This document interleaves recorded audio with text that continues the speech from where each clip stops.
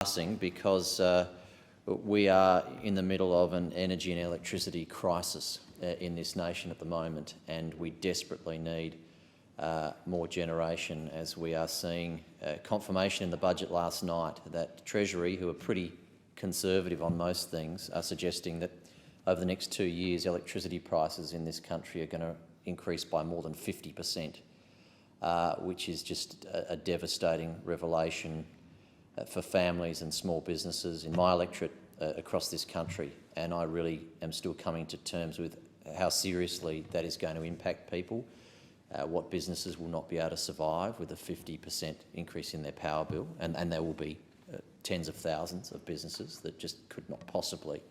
I worked in a business in the wool industry where power was our largest input. There's just no way a 50% increase in their electricity prices are sustainable or competitive, and that is a frightening outlook for this country. And to hand down a budget and say that's going to happen, and I'm also not doing anything about it, is a particular disgrace and something that will be heartbreaking to many people in this country, but also something that I think is going to have spectacular political consequences for the government. Because if you say to people your bills are going to go up by 50%, and at the same time as I'm telling you that we're also doing nothing about it, then in a democracy you will face a very serious price for that.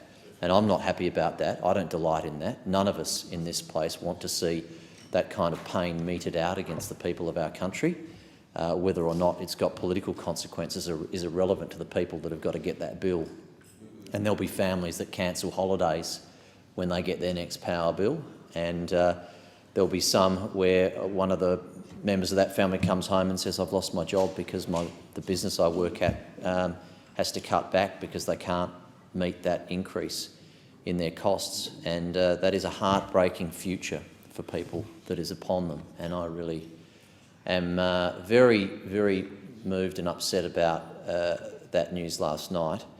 Although regrettably it wasn't the greatest surprise, because I think everyone else except the government until last night has been making these points and giving these warnings, whether it's the energy companies, whether it's the major manufacturers, people in industry, small business people, families and households. They make the point that it's tough out there as it is, and that if electricity prices are going up any further, then it'll be the question between viability and not in so many cases.